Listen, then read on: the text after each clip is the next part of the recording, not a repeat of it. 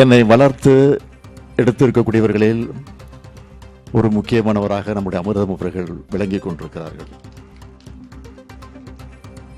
இன்றைக்கு கோபாலபுரத்தினுடைய தலைப்பு ராஜா அண்ணாமலைபுரத்தில் நடக்கும் விழாவில் கலைஞர்களுக்கு விருதுகளை வழங்கி முதலமைச்சர் மு.க.ஸ்டாலின் உரையாற்றி வருகிறார். முத்தமிழ் பேரவையின் இசை விழா மற்றும் விருது வழங்கும் விழாவில் முதலமைச்சர் மு.க.ஸ்டாலின் தற்போது உரை நிகழ்த்தி வருகிறார்.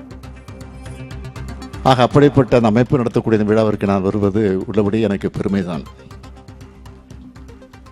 எந்த அமைப்பையும் தொடங்குகிற போது சிறப்பாக இருக்கும், எழுச்சியோடு நடக்கும், பெருமையாக இருக்கும். தொடக்க விழா முடிஞ்சதும்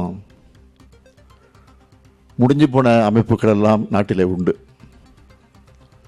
ஆனால் தொடங்கின காலத்திலிருந்து இந்நாள் வரையிலே தொடர்ந்து 50 ஆண்டுகளை கண்டு இன்றைக்கு 51ஆம் ஆண்டினுடைய விழாவை நடத்தி கொண்டிருக்கிறது.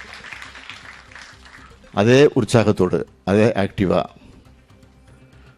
அந்த அமைப்பு இருக்கிறது என்று சொன்னால் அதற்கு காரணம், முழு காரணம் நம்முடைய இயக்குனர் அமிர்தம் அவர்கள் தான் என்பதை நான் பெருமையோடு இங்கே குறிப்பிட விரும்புகிறேன். இங்கே எல்லோரும் குறிப்பிட்டு சொன்னார்கள், இசை உலகத்தினுடைய முடிசூடா மன்னராக திகழ்ந்த ராஜரத்னம் பிள்ளை அவர்களுடைய பெயரால் அமைந்திருக்கக்கூடிய இந்த கலையரங்கத்தில் இந்த விழா நடைபெறுகிறது.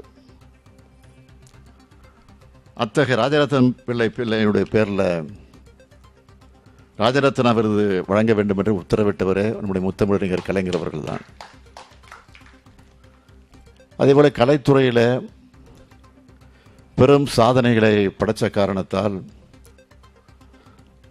அவரை நாம் கலைஞர் என்று சொல்கிறோம் என்று கருத வேண்டிய அவசியம் இல்லை.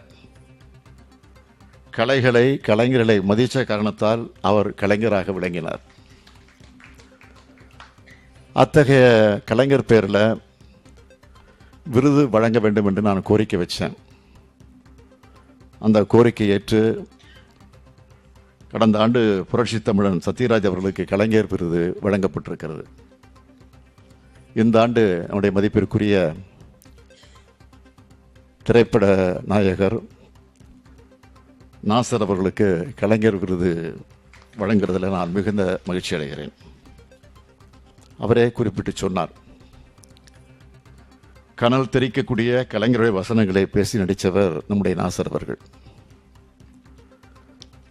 அப்படி பேசி நடித்தவங்க சிலர் பிற்காலத்தில் அதை மறந்துடுவாங்க, சிலர் சொல்லிக்க மாட்டாங்க. ஆனால் கலைஞருடைய வசனங்களைத்தான் பேச்சு போட்டி, நாடக போட்டி, இப்படி பல போட்டிகளில் பங்கேற்று உரையாற்றி பரிசு வாங்கினேன் என்றும் 1984ஆம் ஆண்டு சினிமா வாய்ப்பு தேடி சென்னைக்கு வந்த பல சினிமா கம்பெனிகளில் கலைஞருடைய பராசக்தி வசனத்தை பேசித்தான் நடிகனாகக்கூடிய வாய்ப்பு கிடைச்சது என்று பல மேடைகளில் சொன்னவர் நம்முடைய நாசர் அவர்கள். நவரச நடிகர் மட்டுமல்ல, நன்றி மறவா மனிதராகவும் நாசர் இருக்கிறார். 1989ஆம் ஆண்டு தலைவர் கலைஞருடைய கதை வசனத்தில் நியாயத்தராசு படத்தில் நடித்தார். நாசர் அவர்கள் பெரிய நடிகராக வளர்ந்த பிறகு அவரை குறிப்பிட்டு சொன்னார், தென்பாண்டி சிங்கம் எங்கள் தொலைக்காட்சி தொடரில் நடிக்கணும்னு கலைஞர் அவர்கள் அழைப்பு விடுத்தப்போ, பொதுவாக சினிமாவில் பிஸியாக இருக்கிறவங்க டிவி சீரியலில் நடிக்க விரும்ப மாட்டாங்க, வரமாட்டாங்க.